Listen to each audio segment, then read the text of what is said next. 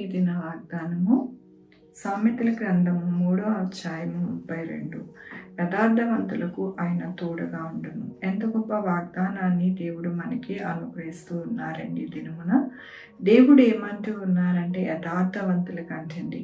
యథార్థత అనేది ఎవరికైతే వారి జీవితంలో ఉంచుకొని వారు నడుస్తూ ఉంటారో ఈ లోకములో దేవుడు వారిని చూచి ఎంత మాత్రం కూడా త్రోసిపుచ్చకుండా వారికి తోడుగా ఉంటారంట. అంటే ఈ లోక మాలిన్యము అనేది వారికి అంటునివ్వకుండా దేవుడు వారికి తోడుగా ఉంటారు. మన జీవితాలలో మనము కోరుకునేది అదే. మనము యథార్థంగా ఉండాలి, దేవుడు మనకి తోడుగా ఉండాలి.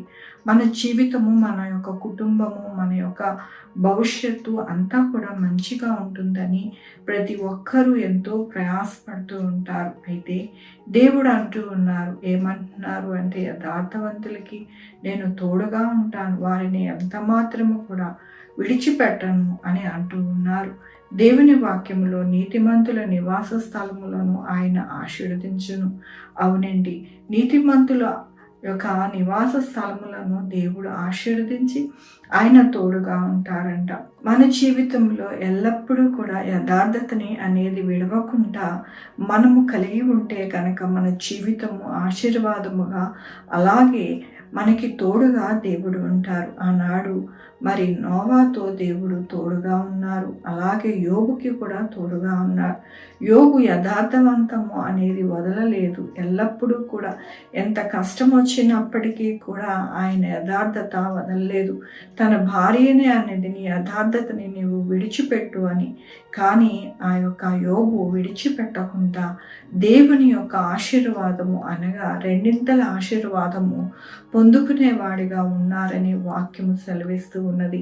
మనము కూడా అట్టి ఆశీర్వాదము, రెండింతల ఆశీర్వాదము పొందుకోవాలంటే మన జీవితంలో తప్పకుండా యథార్థత అనేది కలిగి ఉండి మనము ఎల్లప్పుడూ కూడా దేవుడితో నడిచేవారిగా ఉంటే కనుక మన నివాస స్థలములు ఆశీర్వాదకరముగా, మన జీవితములు ఆశీర్వాదకరముగా ఉంటాయని ఈ దినమున దేవుడు మనకి అనుగ్రహిస్తూ ఉన్నారు. కాబట్టి మన జీవితంలో ఎల్లప్పుడూ కూడా దేనికి కూడా మనము ప్రయాసపడక్కర్లేదు.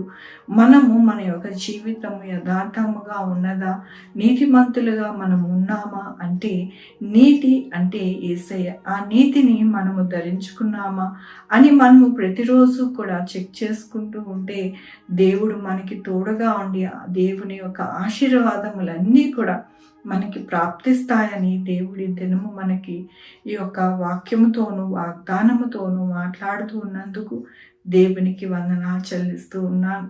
ఇదే నా పుట్టినరోజు, పెళ్లి రోజు, అనేక శుభదినములు చేసుకుంటున్నారు. అందరికీ కూడా నిండారిగా శుభాకాంక్షలు తెలియజేస్తూ ఉన్నానండి. మీ జీవితంలో దేవుని యొక్క ఆశీర్వాదము, ఆయన బహుమానము, ఆయన దీవెన మీకు కలుగును గాక. ప్రార్థించుకుందామండి. దేవా నా తండ్రి, నా ప్రభు, మీ కృపా కనికరాస్తాన్ని బట్టి నీకు వందనాలు, స్తుతులు, స్తోత్రం చెల్లించుకుంటున్నాను. గొప్ప దేవుడుగా మీరున్నారు నాయన, నీకు వందనాలు నా ప్రభు. మేము యథార్థముగా జీవించడానికి నాయన, మీ నీతిని కలిగి ఉండడానికి మాకు సహాయం చేయమని కోరుకుంటున్నాను. మీ కృపా కనికర దీవెన ఎల్లప్పుడూ కూడా ప్రతి ఒక్కరి మీద ఉండడానికి సహాయం చేయండి. ఈ దినము నా పుట్టినరోజు, పెళ్లి రోజు, అనేక శుభదినములు చేసుకుంటున్న వారందరికీ కూడా నిండారుగా దీవించండి, ఆశీర్వదించండి ప్రభు. వారికి రావాల్సిన ప్రతిఫలం వారికి దయచేయండి నా ప్రభు. అలాగే నేను మా కొరకు ప్రార్థించమన్న వారిని, వారి యొక్క బిడ్డల భవిష్యత్తుని, వారి ఆరోగ్యములు, వారి చేతి పనులు, వారి యొక్క ఉద్యోగములు, వ్యాపారములు తోడయండి. Sugar, BP, thyroid, gastric trouble, ప్రతి విధమైన అనారోగ్యాన్ని తీసివేసి స్వస్థపరిచి యెహోవా నేనన్నారు. మీ కృపను వేడుకుంటున్నానయ్యా.